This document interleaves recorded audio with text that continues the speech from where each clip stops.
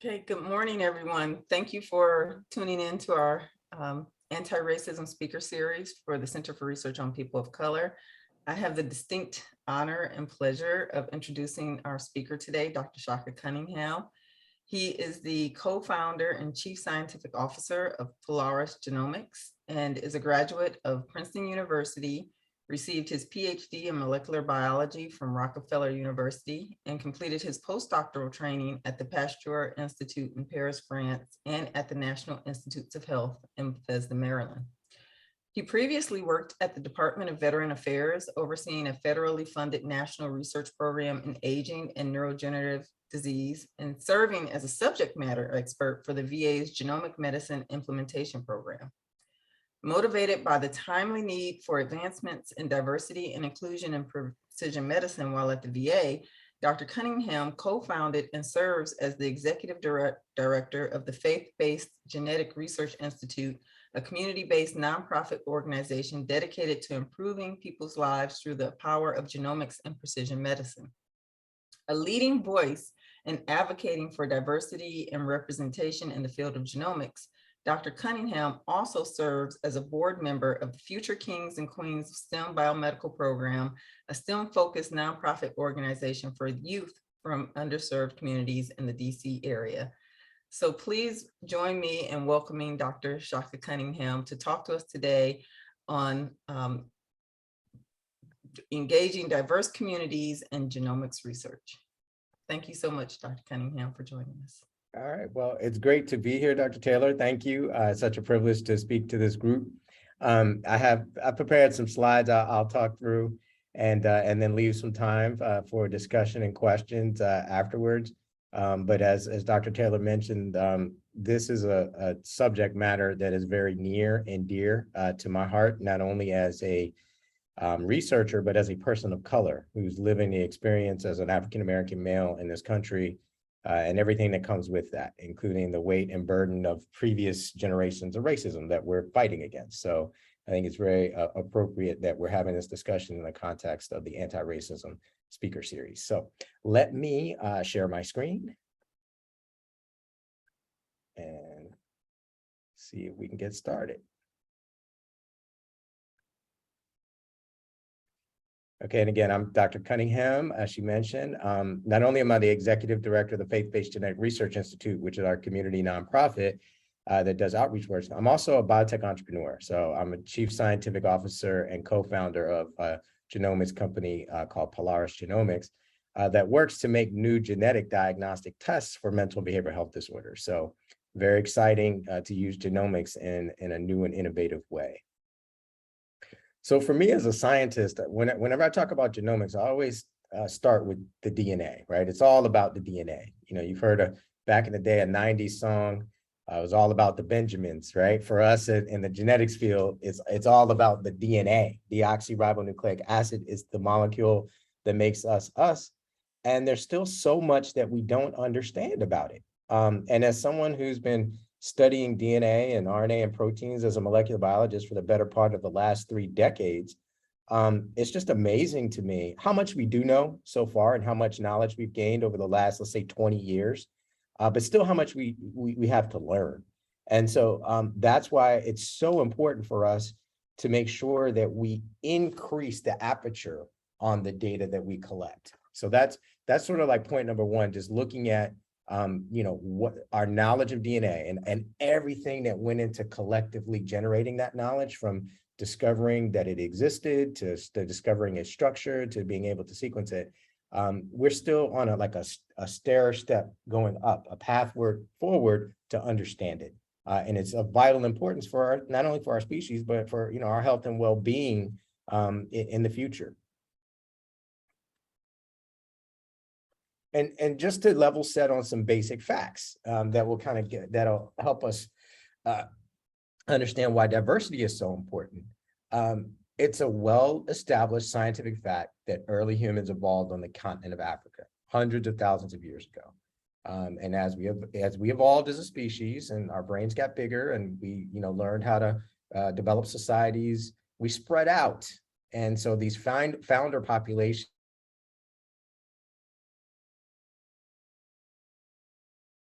depending on which historical reports you read, and spread across the globe to create the modern humans that we are today, right? So if you looked over the last, let's say 130, 150,000 years, that's really been the genesis of our modern humanity. And so we share that founder population from Africa, which means that African genomes are actually really important for us to understand. If we want to understand everyone's genetics, it's going to help us to understand more about the founder population African genetics. So here's some more facts about humans and our genes, is that, you know, a fundamental principle is that all human beings share a lot in common genetically. That is something that has been well established, and many researchers have come to that conclusion. And that's because we evolved from this common ancestors.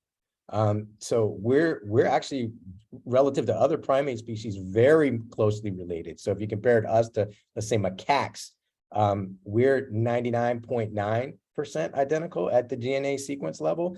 And depending on which report you read, it's 99.5 or 99.1, but we're highly homologous at the DNA sequence level, compared to, let's say, a macaque, which might have difference of 2.5% between individuals.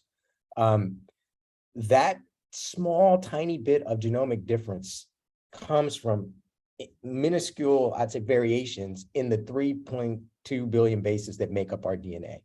And sometimes these variations, often called single nucleotide polymorphisms, can influence our chances of developing a disease or give us different traits. But in all, we are far more similar than we are dissimilar. And so that's why it's been kind of tragic to think that the majority of genetics that has been studied up to date has really been done in one group, which is those of more recent European ancestry. So, you know, this is a challenge that all of the researchers and the government agencies, whether it be in the US or the UK, that are doing these population genetics studies, like the NIH All of Us program or the UK Biobank program, they recognize this. And they're trying to figure out better ways to do this, because the current data set is heavily weighted, heavily biased, if you will, for those of European ancestry. And so you have this problem of massive underrepresentation in genomics research. And we still don't fully appreciate the clinical impact of that yet. We know it's bad, but we don't have all of the details, even because these populations have been so understudied. So it's a massive research imperative for us to study more people from all diverse backgrounds, particularly those from the continent of Africa. It is literally good for all of us, right? So it's not just we want to study African genomes so that Africans will benefit by themselves. It's we want to study African genomes so that we'll all benefit because we all come from that founder population. And it's a really important trend that we need to keep up with the growing diversity in the population. I mean, I know we've all heard this, that the browning of America, that's real. And already we're at the point now, as of 2019, where the under 16 population, under 16 years old population in the US is already majority minority, right? So we're already at that tipping point. And it's roiling some of our politics, again, because groups that have been in the majority for the vast duration of our country are starting to sort of feel like we're losing power. So you're seeing a lot more, I guess I would say, racist type of language permeate our politics and things like that. Probably a reaction to this diversification of the country, but this is actually what our founders strove for, right? For us to be a nation that was inclusive and that really was a good place for all its citizens. And I think this whole principle of melting pot in the United States, we're really going to live it and experience it in the next 30 to 40 years. And I'm really hopeful that we all learn how to get along under the changing demographics. But I'm really most really dreaming about the research community keeping pace with the growth. because that's something that really just hasn't happened. And one of the things that we need to consider that will make it easier for us to do it is that the cost of the technology and what it takes to actually do genetic sequencing has gone down dramatically. So if you look back when the first human genome project was being first presented to the NIH, it cost $100 million, actually more like $1 billion, to sequence a single human genome, and years of effort. But as the technology has improved, that's allowed for new innovations like next generation sequencing and sequencing by synthesis, the cost of that has gone down precipitously faster than Moore's law, which is the amount of data you can include on a microchip, right? So genomics is fast outpacing the IT industry in terms of its technological innovation and the lowering of costs. So we are now pretty much at $100 genome.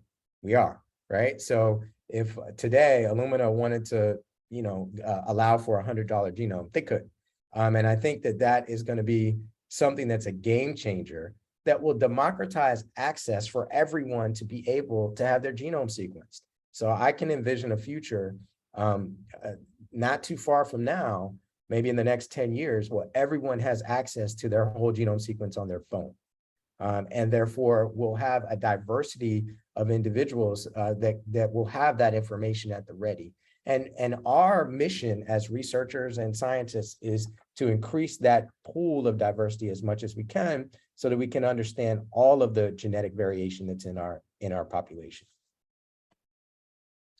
You have these large government funded programs like the NIH All of Us program that started off as the Precision Medicine Initiative under President Obama.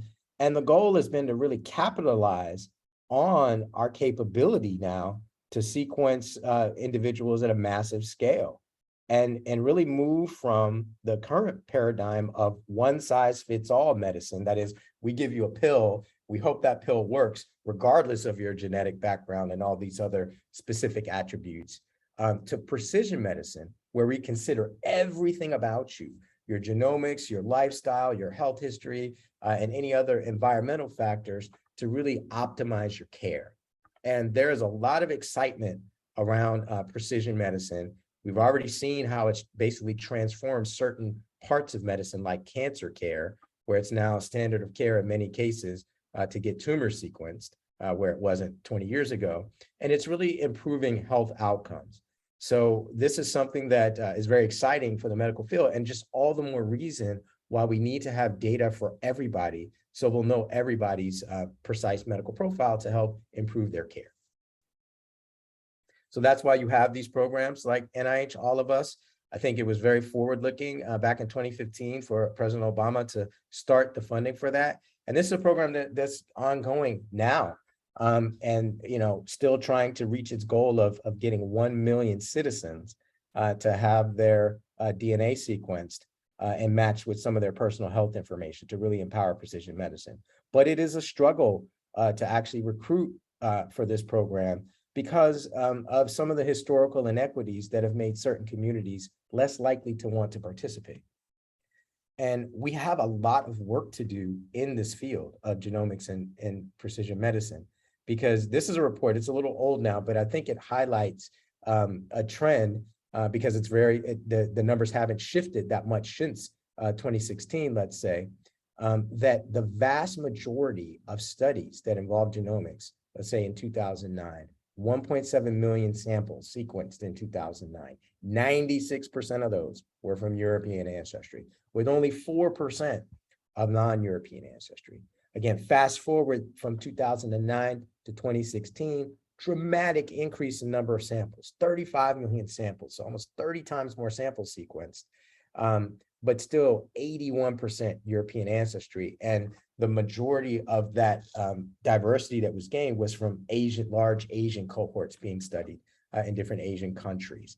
So we still have a long way to go as far as the sort of non-European that is not of Asian descent, where African-American and Latino populations are still kind of hovering at that 4 to 6% range. And a lot of this is due to, in certain communities, how they view the medical system and the trust they have for it. So different minority communities will have different levels of trust based on their lived experience and the lived experience of those that preceded them.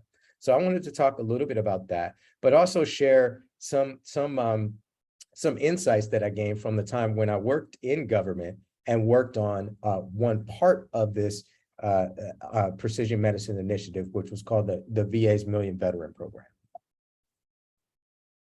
So the VA's Million Veteran Program was part of the Precision Medicine Initiative, and its goal was to collect 1 million samples from veterans and then do GWAS and other genome-wide association and other studies, genetic studies on these samples. It started in 2008 with a survey. They actually started with a survey asking veterans their attitudes towards participating in genomic research. So they asked some basic questions like, if we provided this for free, would you let us do it, right? That study is way further along than the NIH All of Us program, partly due to the fact that the VA has kind of a closed network of hospitals. They have over 155 hospitals and medical centers across the country. And then they did a really good job of the recruitment. Now I have to I have to admit that's something I feel proud about, because part of my role when I was at the VA was helping to design the outreach strategy for particularly minority veterans to participate. And it was a real win in terms of our strategy that we devised being implemented actually succeeded. But since 2009, they have collected more than 800,000 veteran blood samples and sequenced over 40,000 and more to be done. So this is one of the largest cohorts of genomic sequence data in our country right now. But when they did that survey, it was a very interesting result that came out. And you can see the survey. It was from Kaufman and Kathy Hudson and all at Hopkins, where they just asked, were you likely to participate, willing to participate in genomic research? So when they asked the veterans, 74% of the white non-Hispanic veterans said, sure, we'd be happy to do it. The Hispanic veterans were the most enthusiastic. The veterans that were there, they said 82% of them said we would.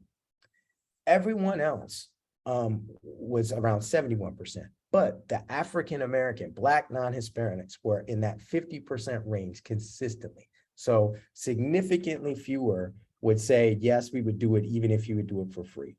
And when posed different questions, we weren't really surprised by that, or at least I wasn't. I remember when the VA was revealing that data, some of the leaders were like, whoa, why don't the African-American veterans want to participate?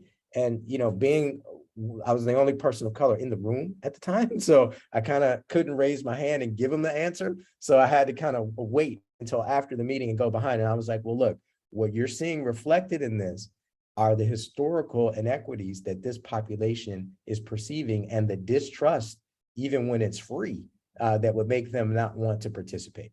And so that was kind of a light bulb for many people who weren't from the African-American community to really see, okay, this is the historical legacy of racism impacting this group's view of our government, right, and our program.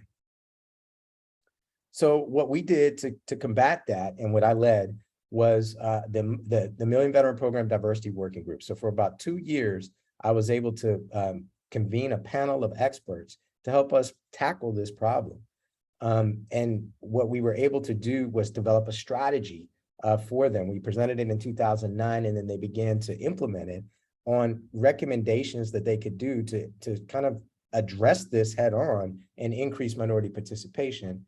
And it actually worked. Some of the lessons that we learned was that we needed to take some extra steps to reach out to these minority communities to reestablish and build this trust if you really hoped for them to participate. And then some other common sense things that we learned was when there were medical centers that had, you know, in and around urban centers where the majority of African Americans live, let's oversample there. Let's really make a great effort in these populations. And then what we saw at the end of it all was that once we established better trust and more engagement with the minority community, particularly Black African-American veterans, recruitment turned out even better than planned.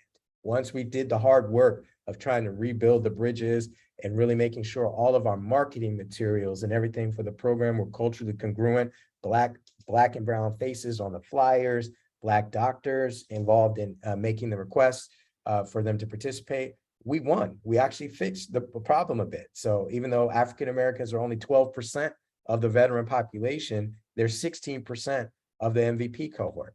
So we actually are doing better than the actual representation of the population, which is way better than all these other genomic studies. So again, lessons learned from that were that once you just take the time to do the hard work and address the problem, then you can have some actually good patient recruitment outcomes.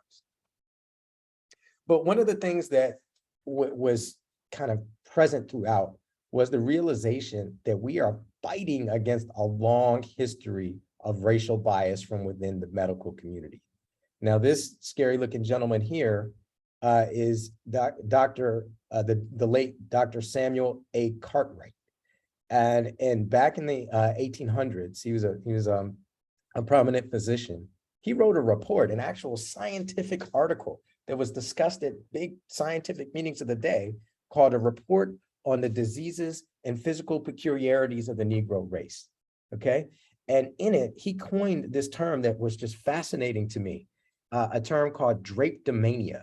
Most of you have probably never heard of it, but according to Dr. Cartwright, drapetomania was a genetic defect in African individuals that made them want to seek their freedom when they were enslaved.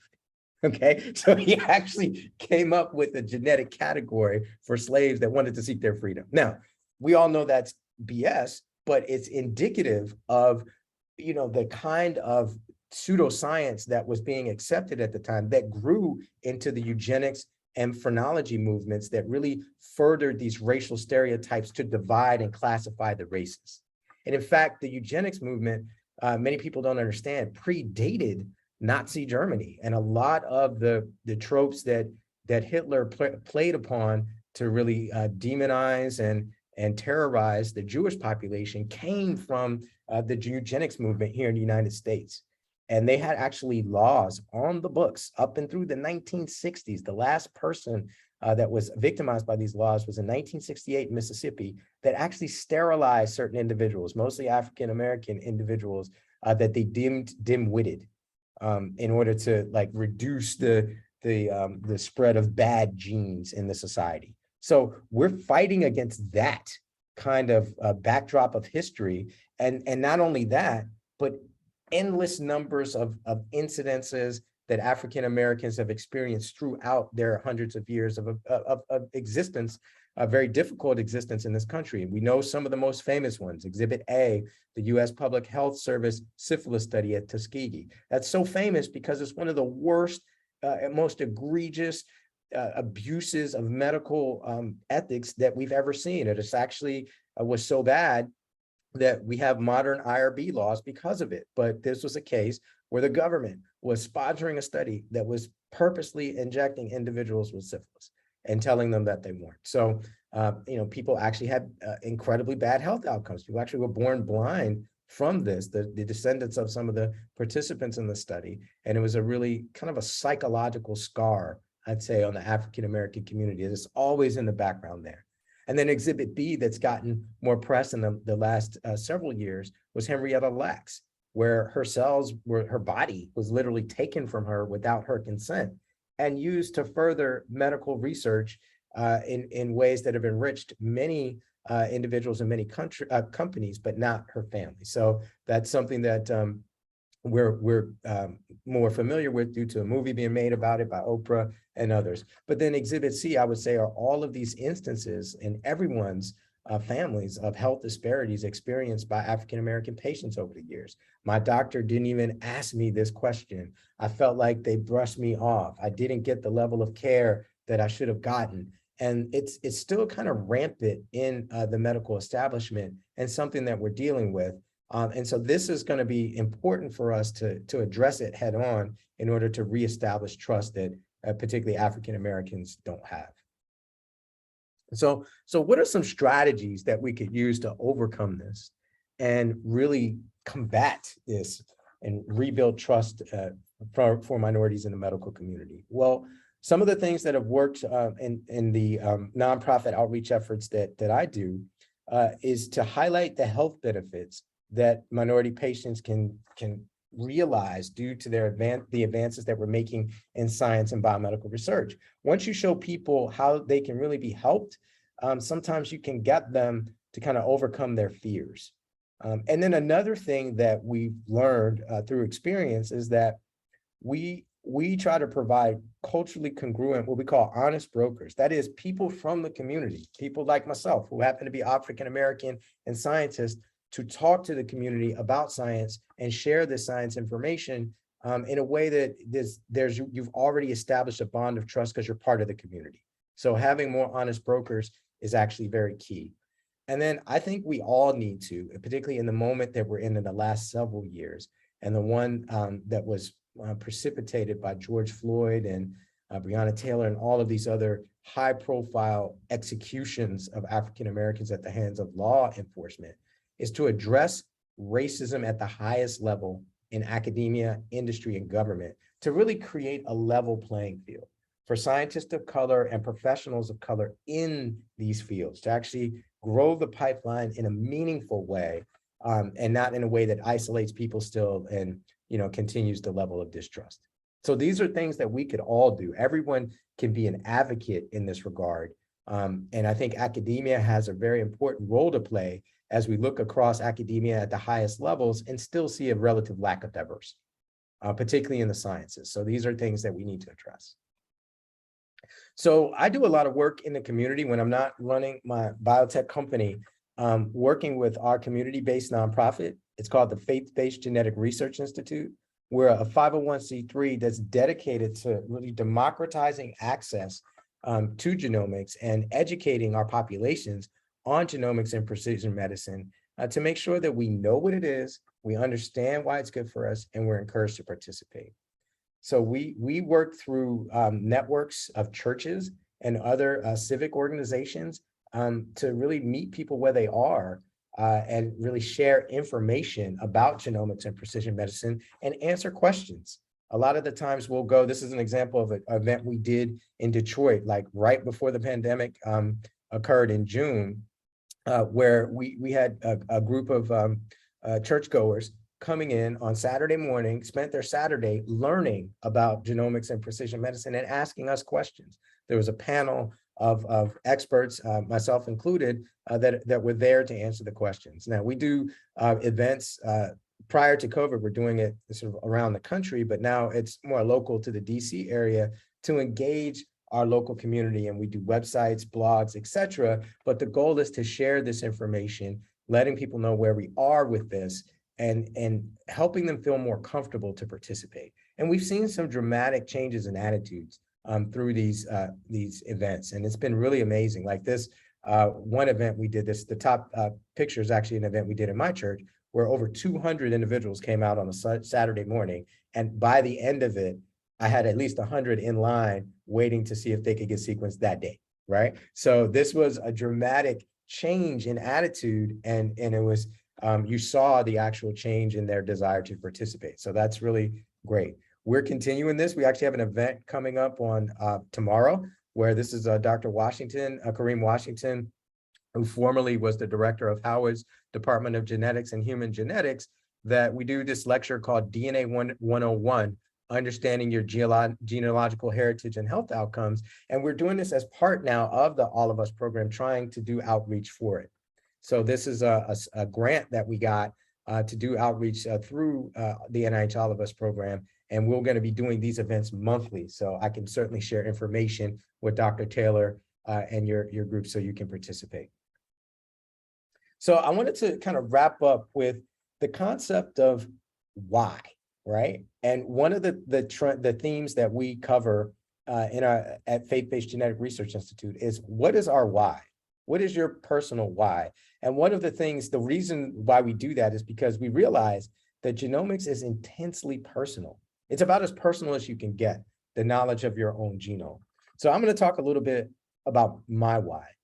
So this is me 48 years ago, as I was getting ready to make my grand entrance to the stage. This is my mom and dad. And you might think from this photo that they were in a village in West Africa somewhere, but no, this is downtown Washington, DC in Malcolm X Park.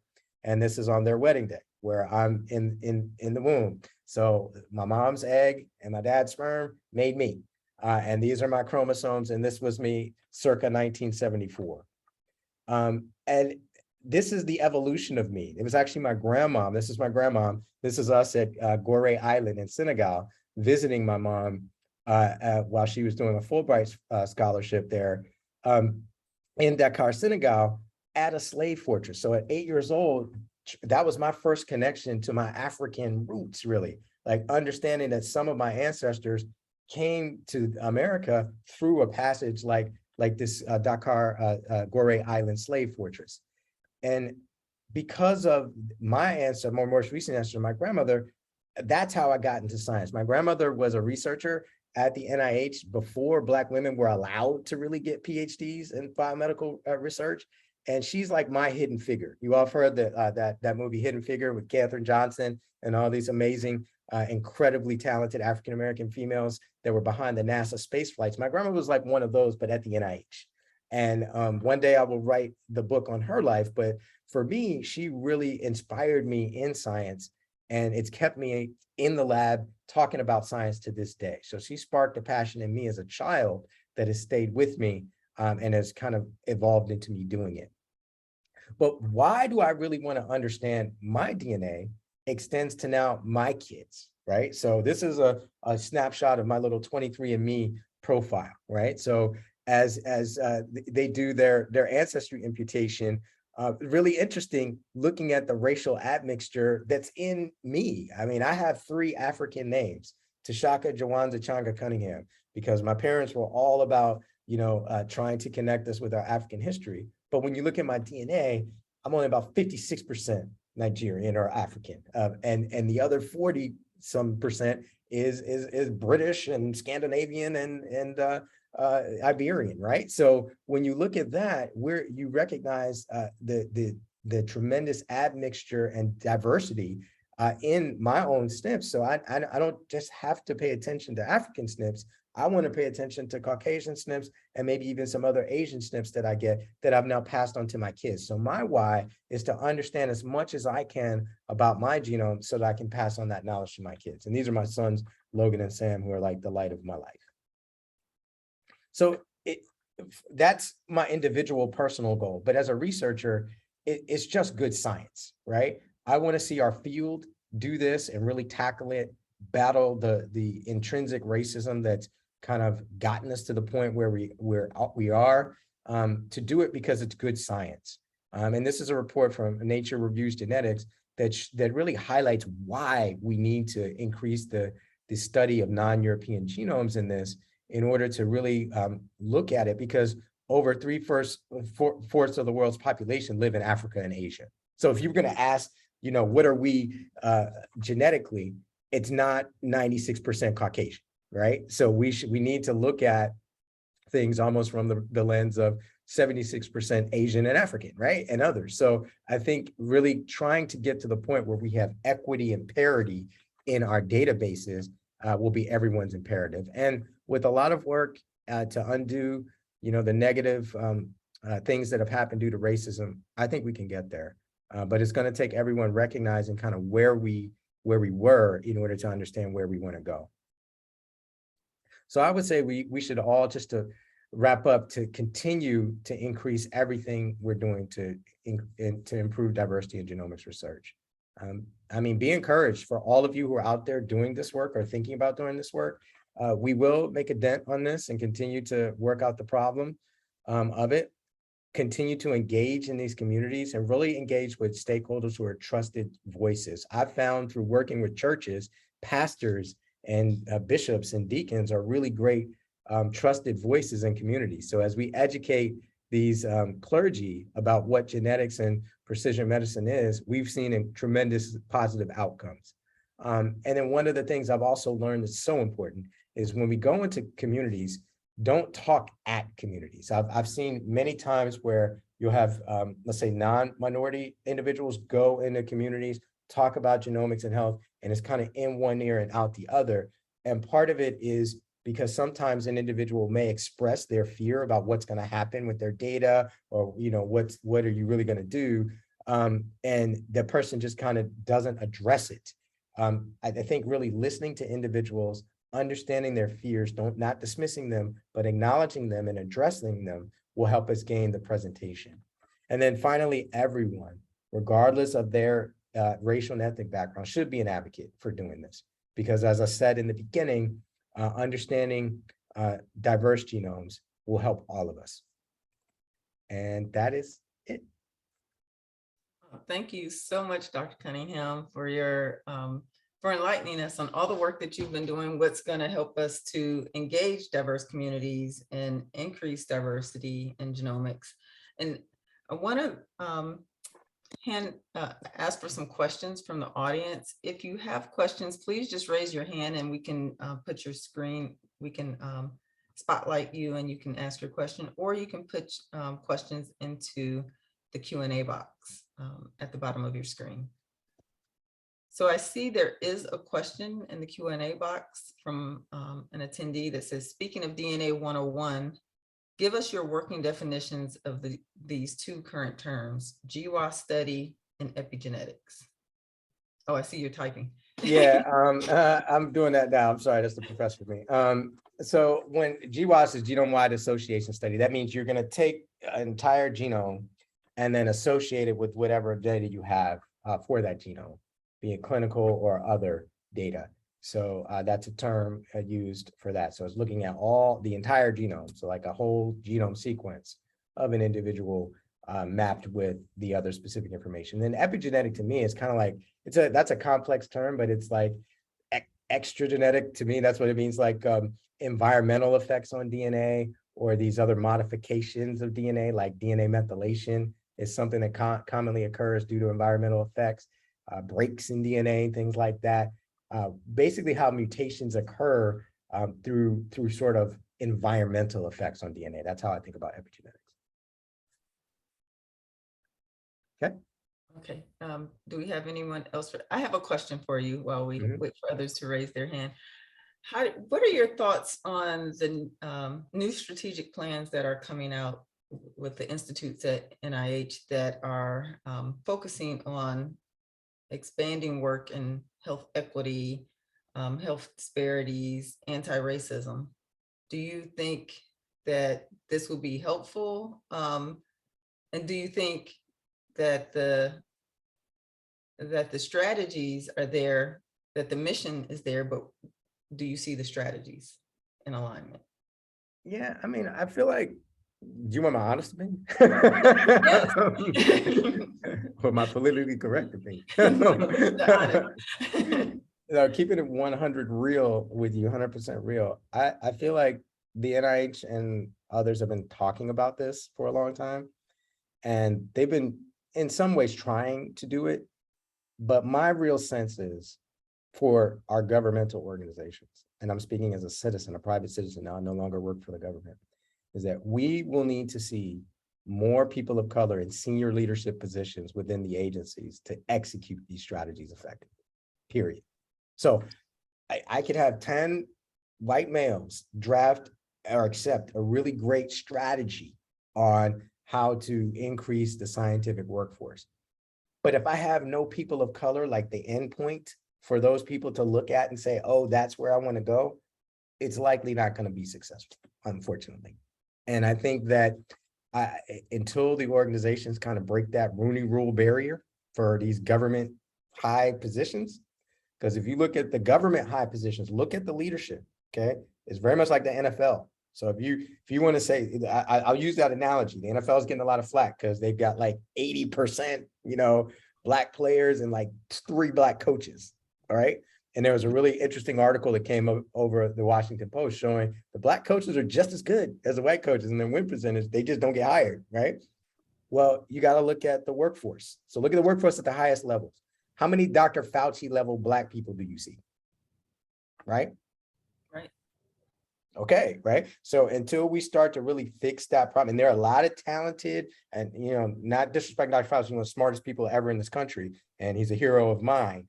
But what I'm saying is there are a lot of very talented African-American, Latino, and other folks that hopefully we'll start to see gravitate towards senior research positions. I'll give you an example. Kizzmekia Corbett, who is one of the people who is one of the heroes of the pandemic, young African-American female scientist who helped work on the vaccine initiatives. I hope to see someone like Kizzmekia, Dr. Corbett, like raised up, to a Fauci level inside the NIH. And I think we need to see more of that as a community in order to kind of really embrace the change that I think the NIH keeps talking about. And I'm not trying to single out the NIH, it's all federal agencies. If you look at across the federal research architecture, you're going to see that particularly in the positions that are decision-making, those who make decisions on funding and strategy and policy, there are very few people of color. And until we can correct that and change that meaningfully, it will be very difficult to implement the strategies effectively. That's my opinion. And we see this even with funding, with less than 2% of large grants being awarded to people of color. Yeah, that's straight racism. So I remember in 2011, there was a article published in Science magazine by Ginther et al., the Ginther report, basically showing the racial ethnic disparities in NIH funding. And it was the first time I've actually seen racism actually measured, right? Like you can measure it, because it was like, and the NIH director at the time, Francis Collins, actually penned a very nice op-ed about it. Like, we got to do better. Okay, yes, we do. But show us how we're really doing better. Are we moving the needle? I mean, they were talking about things like, de-identifying the applications further, taking the individual's name off. So they don't see it from Tshaka Cunningham, they see it from Phil Smith, right? So they don't see that I'm coming from Howard University versus Harvard University. So you take some of these biases out of it from the reviewer perspective, which there are many that have caused that disparity. Thank you. I see we have some more questions in the Q&A box. So we have one from one of our doctoral students. Thank you so much for your wonderful presentation. As you mentioned, a lot of this work needed to start at academia. However, as a PhD student who is first-gen international student and woman of color, I've really been struggling with structural barriers. How do you recommend not feeling defeated by the process? That's a really great question. Yashika, if I'm saying your name right. I was a first-gen student as well. And I know a lot of the first-gen students that have come through since me often express this thing, this imposter syndrome or something like this. And I get it, it's real. I was privileged by the fact that the women that raised me, the Black women that raised me to believe that I was just as good, if not better, than everybody else. So I had a high level of confidence, even when I was the only person of color in the room. And I would encourage you to do the same, because here's why. Your perspective, just by virtue of your few, right, is valuable, right? Your perspective as a minority is very valuable. I'll give the example of me being in that room of VA scientists unveiling this data and not understanding why Black people didn't want to participate. I had unique insight there, being a person of color, that can help me make an impact on the problem. And I'm certain that as you go through your career, you'll find yourself in that same type of situation, but you shouldn't feel defeated. I mean, look, it's hard. Going through advanced degrees in the sciences is not for the faint of heart. It's difficult. They make you earn it, and that's good. That saying that whatever doesn't kill you makes you stronger is actually true in science, right? So I think if you love it and you really want to do it, you'll find a way to persevere, and I hope you do. But just don't let that feeling of defeat make you want to stop, because that's also, to use church language, that's letting the devil win, right? And we don't ever want that. So devil wants you to feel defeated, all right? In my faith, God wants you to be happy and prosperous and blessed. So let's keep the devil underneath our feet. Wonderful, wonderful. We have we have a hand raised here. Go ahead with your question, please. Yes, this is me. My name is Louis Brown. I'm a dermatologist in the Philadelphia area, Princeton alumnus. So good to hear Dr. Cunningham speak in that respect. I'm involved with a group called the Concerned Black Alumni of Princeton. And what we're concerned about is developing an applied research institution at Princeton to get into certain issues in the STEMs as well. And in particular, I have a curiosity about genetics being used to get to the to knit our diaspora together. In other words, once the records, we have government records decoding our census and things of that sort, but there was a time when that didn't exist. So how do you see genetics being used to, in a sense, recapture some of our distant relatives or that we do not know about, other than just that geographical type of representation we see with 23andMe? That is a great question, Louis, and it's always great to meet another Princeton Tiger. So congrats on that. And I think I'm also in that group too. I get the emails and stuff. I'm a concerned Black alumni, and I all the positive change that's happened on Princeton's campus due to our Black alumni has been amazing. Right. So I'll shout my school out for doing some good work there. But that question you asked about how genetics can knit together our diaspora, I think that is a fascinating prospect that I hope to see in my lifetime. And you mentioned 23andMe. There are other sort of earlier stage companies that I'm trying to support, Black-run companies. There's one called Afro Roots that I can share more information about that is seeking to do just that. It was actually this company, Afro Roots, was trying to come together before the pandemic. They're sort of in a pause period because the pandemic slowed down their action plan, because what they actually were trying to do was to get individuals, particularly African-American individuals, DNA sequence, impute a better ancestry algorithm. That is, actually get down to more the ethnic group in Western Africa they were from, and then enable tourism to that part of Africa, right? So it was a really fascinating business model, I thought, and principle and theory of change that unfortunately the pandemic kind of poured some cold water on, because we couldn't travel, right? So you couldn't do the whole real reconnection. But hopefully now that we're getting past the pandemic, we can kind of re-engage on that and see those kinds of things happening. But I do think that's a great opportunity for genetics to help bridge some of these gaps. And I can remember seeing some shows, on television like PBS. Henry Louis Gates does this kind of program on ancestry and looking at your roots. And I think they did one on Blair Underwood, the actor, who kind of through his genetic testing found his distant relatives from Cameroon, right? And then went and visited them. So kind of establishing that Arthur Haley roots type of thing in real time with real genetics is a really, really exciting possibility. And I hope that, again, companies like Alpha Roots and other initiatives will help make that happen. Fantastic. We have another question in the Q&A box from Dr. Vivian Taylor, who is our Associate Dean for Diversity here at the School of Nursing. And she says, when trust is built in a marginalized community, how do you protect that trust from the effects of bad science? For example, determining that certain genes are prone to violence in certain groups of people. And then there's a follow-up question. Also, have you presented any of your work at the Balm and Gilead conference with Dr. Seal? Second question first. I've heard of that conference and I look forward to hopefully presenting there at some point in the future. But the first question is, I think, how do you protect the trust that you've now rebuilt from bad science? Is you have to debunk the bad science. So part of it, and I've experienced this through the pandemic, my PhD is actually in molecular biology, but I focused on virology and immunology. So for my local community, I was the person they came to for all their COVID questions, right? They still do. I'm everybody's COVID doctor, everybody's local Dr. Fauci here, because they trust me because I'm from the community and they know I know this stuff. So the way that I've combated bad science, telling people don't get vaccinated, is by sharing good science, the actual facts, right? And I think we need to have more honest broker communicators. That's what my organization, Faith-Based Genetic Research Institute, is committed to creating, is more communicators from the community that are armed with the facts.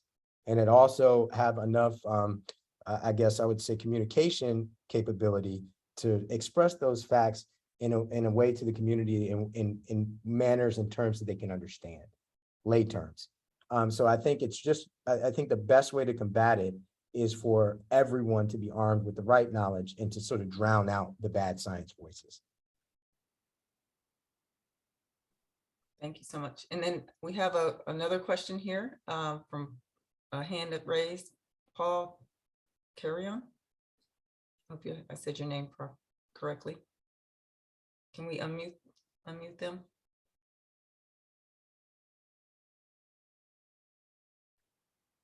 You're on mute.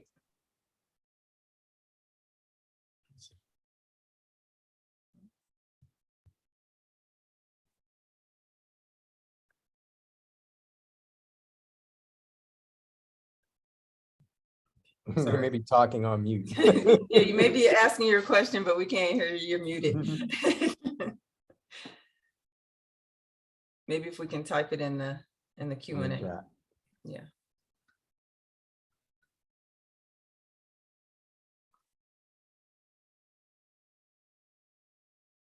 Let's see if they're typing it.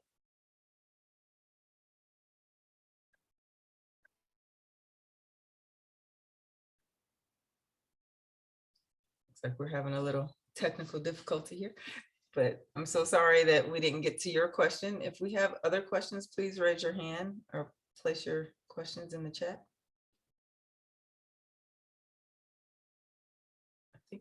I think we've answered.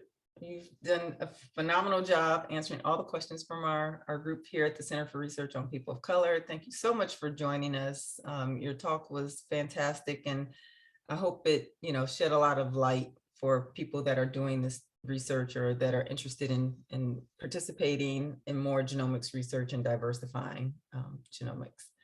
It's a very important area of research, and I would love to see it, more diversified as well. As you know, this is a area that's near and dear to my heart because this is the work that I do as well. So I'm so thankful and grateful that you took the time to share your work and all the great things that you're doing in this area. And we're asking everyone to please fill out a brief survey here. You can utilize this QR code. And thank you so much for speaking with us on this very timely and important topic, Dr. Cunningham. Thank you for having me, and wishing you the best of luck in all of the exciting work you're doing at Columbia and beyond. Thank you so much. Have a great day. Okay, great day.